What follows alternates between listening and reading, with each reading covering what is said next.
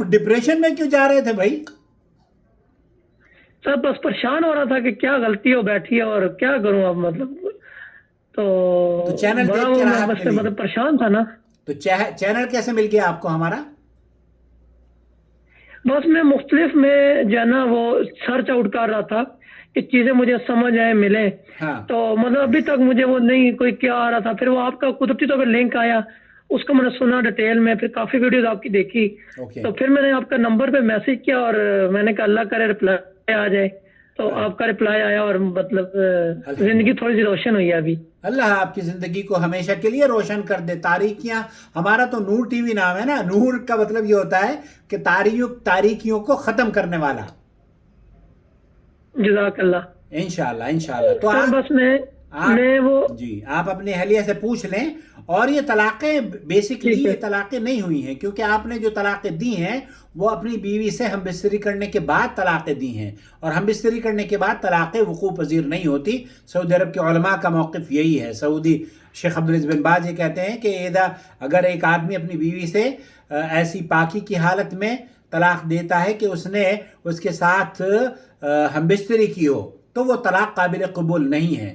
تو حیض کی حالت میں طلاق نہیں ہوتی، ہم بستری کرنے کے بعد طلاق نہیں ہوتی، نفاس کی حالت میں طلاق نہیں ہوتی. صرف دو حالات ایسے ہیں جو کہ طلاق ہوتی ہے. ایک تو یہ کہ عورت حمل سے ہو، پیٹ سے ہو، اور دوسرے یہ کہ عورت حیض سے پاک ہو اور اس کے ساتھ ہم بستری نہ کی ہوئی ہو، تب طلاق ہوتی ہے. ادروائز شدید غصے کی ٹھیک ہوگا. کیفیت میں بھی میرے چینل پر عبداللہ یہاں ایک میرا بھی کل ہی پرسوں ویڈیو بنائی ہے، وہ تو اس طریقے جی سے شیخ عبداللہ المطلق وہ کہتے ہیں حرام ہے طلاق دینا اس طریقے سے، طلاق طلاق طلاق. اور آپ شدید غصے میں بھی صحیح. طلاق نہیں ہوتی. اللہ کے رسول صلی اللہ علیہ وسلم نے فرمایا لا طلاق ولا عتاق فی اغلاق. تو جب آدمی کا ذہن کند ہو جاتا ہے نا، کچھ کرنا چاہتا ہے اور وہ کر نہیں پاتا، جو کرنا نہیں چاہتا وہ کر بیٹھتا ہے، تو ایسی صورت میں طلاقیں بھی سر نہیں ہو یہاں پہ پاتی. کہتے ہیں کہ یہاں پر تو کہتے ہیں طلاق ہوتی غصے میں ہے، ہم اس سے اور متفق ہیں، اس طرح کا.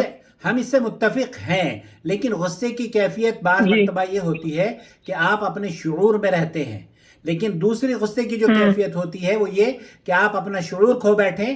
آپ عقل فیصلہ کرنے کا جو اختیار ہے اللہ تعالیٰ نے آپ کو دیا، اس سے آپ جیسے وہ پانی پھینک دیا اور لڑائی جھگڑا ہو گیا. ایک عورت نے بتایا کہ میرا شوہر مجھے نیچے زمین پہ گرا کے، یا شوہر تھا یا تھا، وہ اس کے سر سینے پر بیٹھ گیا، اور ایک نے تو گردن جی توڑ وہ میں کے. نے سنا تھا. ہاں. تو اب یہ ایسے حالات ہیں، ایسے واقعات ہیں جبکہ آدمی اپنے شعور کو کھو بیٹھتا ہے.